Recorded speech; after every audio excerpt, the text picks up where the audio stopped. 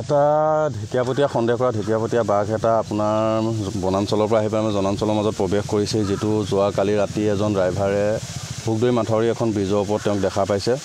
তাৰপিছত বাঘটো মানুহৰ ঘৰৰ কাষেদি আহি পেলাই এতিয়া পথাৰত আহি ধাননি পথাৰৰ মাজত সোমাইছেহি। এতিয়া বৰ্তমান ধানৰ সময়, ধান কটাৰ সময়, আজি বহুতখিনি দাৱনি পথাৰৰ পৰা উভতি যাবলগীয়া অৱস্থা হৈছে।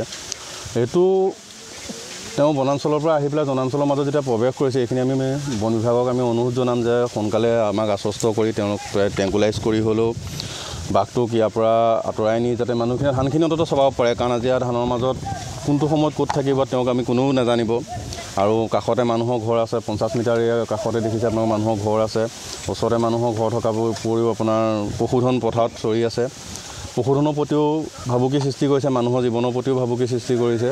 আমি প্ৰশাসন আৰু আমি বন বিভাগক অনুৰোধ জনাম যে যিমান সোনকালে পাৰে মানুহক, জনসাধাৰণক আশ্বস্ত কৰি পেলাই বাঘটোক ট্ৰেংকুলাইজ কৰি আৰু যাতে কাৰো হানি বিঘিনি নোহোৱাকৈ, যাতে জীৱ জন্তু একো হানি বিঘিনি নোহোৱাকৈ যাতে বাঘটো ইয়াৰ পৰা উদ্ধাৰ কৰে, তাকে আমি তেওঁলোকক অনুৰোধ জনাম। আৰু আপোনালোকেও সহযোগ কৰিব, আমি গোটেই ৰাইজেও সহযোগ কৰিম তেওঁলোকক এইখিনি আমাক সুবিধা কৰি দিবৰ কাৰণে। বন বিভাগে কেনেধৰণে ব্যৱস্থা কৰিছে? বন বিভাগে ৰাতিপুৱা আহিলে, ৰাতিপুৱা তেওঁলোকে প্ৰথম প্ৰমাণ চাবৰ কাৰণে আহিলে। প্ৰমাণ যেতিয়া পালে, বাঘৰ খোজ যেতিয়া দেখা পালে, খোজখিনি তেওঁলোক আশ্বস্ত হ'ল যে এইটো হয় বাঘৰে খোজ হয় নাহৰ ফুটুকী বা ঢেকীয়াপতীয়া বাঘ হ'ব।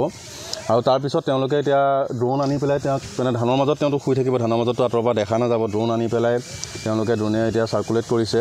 তাৰপিছত তেওঁলোকে চাগে হোপছো ট্ৰেংকুলাইজ কৰিব। ট্ৰেংকুলাইজ কৰি ইয়াৰ পৰা যদি তেওঁলোকে লৈ যায় তো আমি বহুত সুখী হ'ম। তাৰপিছত বন বিষয়াগৰাকীয়ে ধূপ বন্তি জ্বলোৱাও পৰিলক্ষিত হৈছে।